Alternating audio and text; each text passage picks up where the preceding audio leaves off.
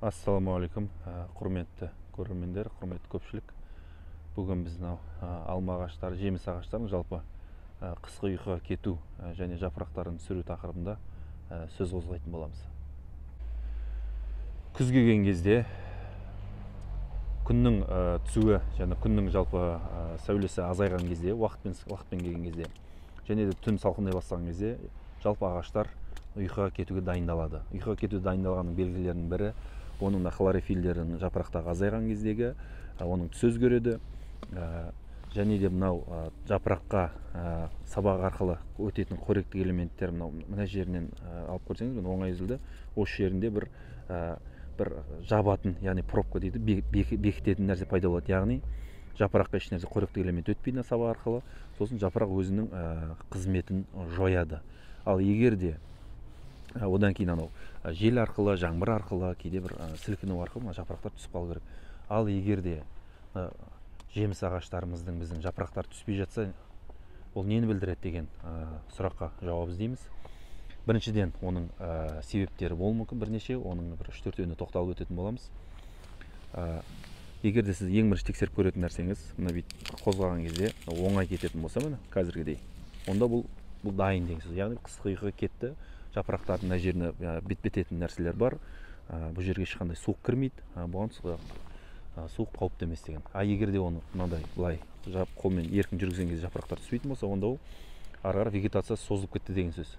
Оған бірінші себептерінің бірі жаздың екінші жартысынан бастап тыңайтуды, азот тыңайтқыштармен көп тыңайтып жіберу, соның бір себептері. Оның ондай болатын болса, жаздың шілденің ортасынан бастап азот тыңайтқыштарын бермеу керек мүлдем жеміс ағаштары, сол үшін алдын алу үшін. Екінші мәселе, жаз қатты ыстық болып, күз салқындау, кішкене жаңбырлы, ылғалды болатын болса, онда да ол вегетациясын созады. Бұл да сол да оның бір белгісі. Одан кейін үшінші белгісі, жазда қатты жазға кесу, яғни жазға обрезканы қатты жасап жіберетін болсаңыз, онда ол өзінің күннің энергиясы, яғни фотосинтездік қарқын тоқтату үшін, орнына келтіру үшін ол ұзақ өсетін болады. Яғни бұл да тірі ағза, өйткені бұл азаған жерін толықтырғысы келеді. Және оның тағы да ең соңғы себептерінің бірі, бұл сорттық ерекшелігіне байланысты. Егер де ол көп ағаштарың сондай болып жатса, егер де ол демек бұл осы аймаққа сіздің арналмаған деген сөз. Яғни ол кішкене оңтүстіктеу жерге, сондай жерге арналған деген сөз. Бұл қысқаша болса, егер де мынандай жеңіл түсіп жатса, бұл қысқы ұйқыға кетті, дайын деген сөз. Ешқандай жерін суықтар кірмейді. Мына жерде уже бекітілген нәрселер бар, бекітіп тастайтын жапырақтарды.